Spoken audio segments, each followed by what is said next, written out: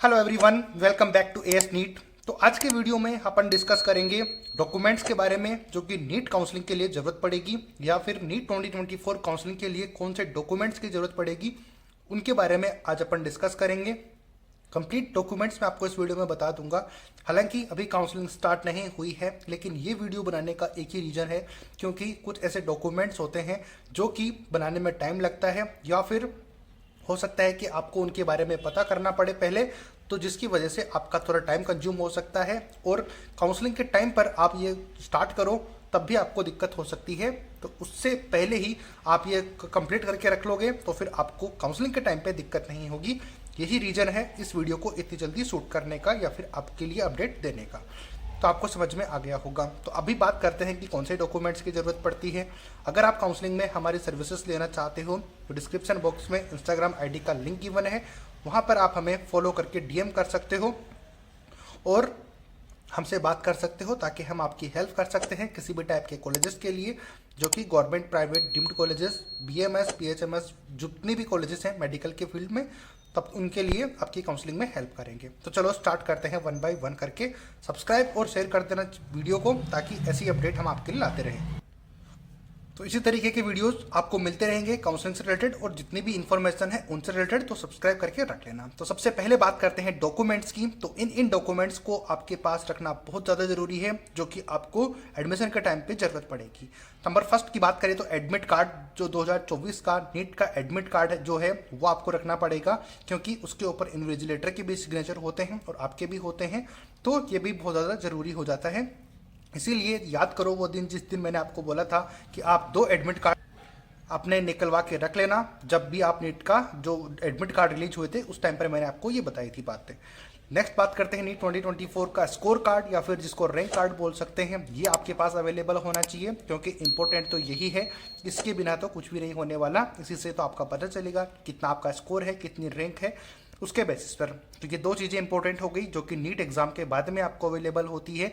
ये तो admit card तो आपका एग्ज़ाम से पहले, यानी कि जब एग्ज़ाम देने जाते हो तभी आपको अवेलेबल होता है, और ये आपका रिजल्ट के बाद में अवेलेबल है जो कि आप सभी के पास में अभी आ चुका है। तो इसको आप अच्छे से निकलवा के रख लेना। कलर प्रिंट में निकलवा के रख लोगे तो बहुत ज़्यादा बेटर रहेगा। नेक्स्ट बात करते हैं सर्टिफिकेट्स या फिर मार्कशीट जिनको बोलते हैं आप। तो 12th क्लास की मार्कशीट होनी चाहिए आपके पास में। ओरिजिनल की अपन बात कर रहे हैं, डुप्लीकेट की बात नहीं कर रहे हैं। इनकी कॉपीज़ भी आप जरूर लेके जाना, अगर ओरिजिनल के साथ साथ में, अगर पॉसिबल हो सके तो। नहीं भी पॉसिबल हो सके तो भी लेके ही जानी है। सर्टिफिकेट की बात करें तो मार्कशीट होगी 10th क्लास की भी, तो 10th क्लास की प्लस 12th क्लास की ये मार्कशीट आपको चाहिए होगी। इसके अलावा कौन से डॉक्यूमेंट्स है वो मैं और आपको शो करता हूँ। नंबर 5 है मार्कशीट 11th क्लास की भी। हाँ, 11th क्लास की मार्कशीट भी आप अपने साथ में लेके जा सकते हो क्योंकि बहुत सी जगह पर इसकी ज़रूरत पड़ने लग गई है। तो फिर कोशिश करना के साथ जितने भी डॉक्यूमेंट्स आपके हैं 10th, 11th और 12th तीनों की मार्कशीट आप अपने साथ में लेके जा सकते हो क्योंकि यही आपके पास ओरिजिनल डॉक्यूमेंट्स हैं। आइडेंटिटी प्रूफ के लिए आपके पास ये डॉक्यूमेंट्स अवेलेबल होने चाहिए, जो कि सबसे फर्स्ट है आधार कार्ड, जो कि सबके पास अवेलेबल होता है।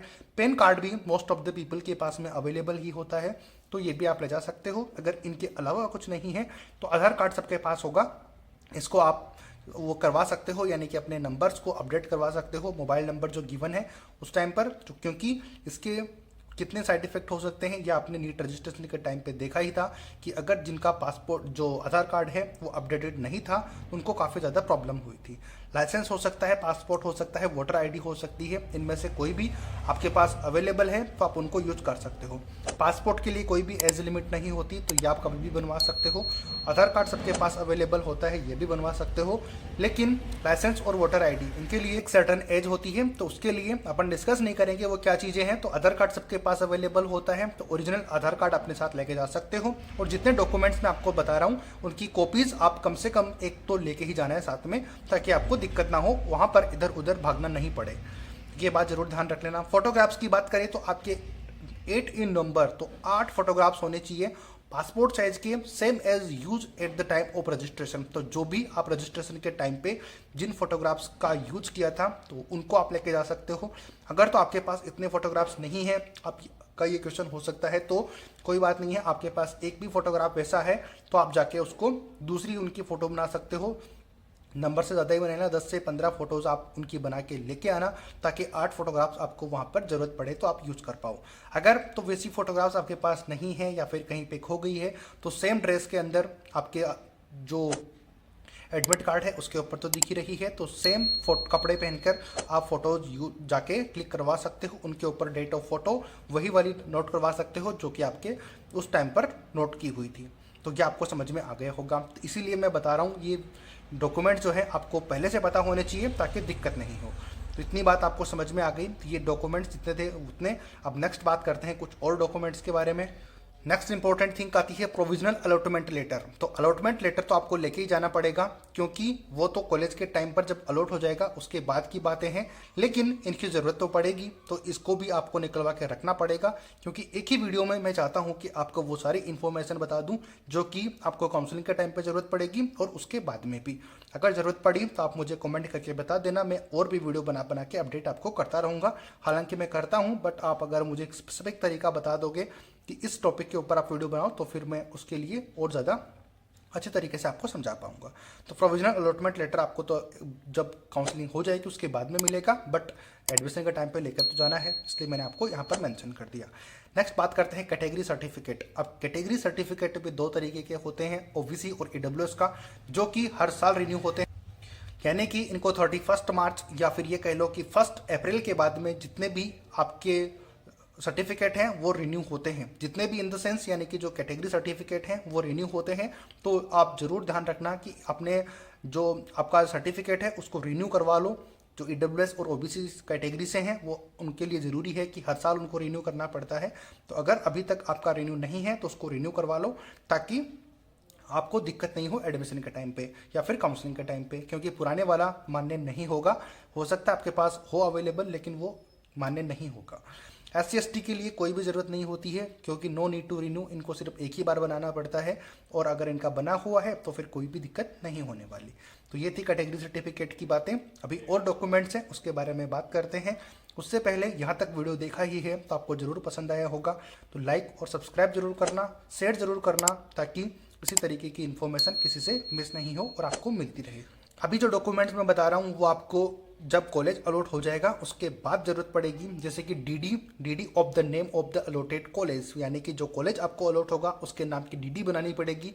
इस यहाँ पर मैंने मेंशन इसलिए किया हुआ है, अगर किसी को नहीं पता है कि डीडी क्या होती है तो फिर आप अपने जो जिस भी बैंक से आप अपनी फीस जमा करवाने वाले हो तो वहाँ पर जाकर उस बैंक से आप पूछ सकते हो कि किस किस डॉक्यूमेंट्स की ज़रूरत पड़ेगी। इसलिए मैंने यहाँ पे मेंशन किया हुआ है कि अपने जो बैंक है उनसे जाके कंसल्ट आप कर सकते हो, जिससे कि आपको उस टाइम पर दिक्कत नहीं हो। क्योंकि कॉलेज जब अलॉट हो जाएगा तो आपको 3 से 4 दिन का ही टाइम दिया जाएगा, या फिर मैक्सिमम 7 दिन का, जहां पर आपको रिपोर्टिंग करनी होगी, और रिपोर्टिंग के टाइम पर आपके पास डीडी अवेलेबल होनी चाहिए। तो ये जरूरी बात थी, इसलिए मैंने यहाँ पे नोट कर दी। एक पोस्ट कार्ड साइज का फोटोग्राफ भी आप लेके जा सकते हो, जो कि आपने नीट के रजिस्ट्रेशन के टाइम पर आपने बनवाया था। एक की जगह पे 2 लेकर चले जाओगे तो वेल एंड गुड। नेक्स्ट आती है आपके पास गैप सर्टिफिकेट होना चाहिए इफ़ रिक्वायर्ड यानी कि जिसने 12th क्लास में थोड़ी गैप हो गया है, 2-3 ड्रॉप हो गए हैं, उनके लिए गैप सर्टिफिकेट की जरूरत पड़ती है, जो कि आप अपने तहसील से जाके कहीं से भी बनवा सकते हो। किसी कॉलेज में ज़रूरत होती है, किसी में नहीं होती, तो वो डिपेंड करता है। तो फिर आप कोशिश करो कि बनवा लो, बेटर रहेगा।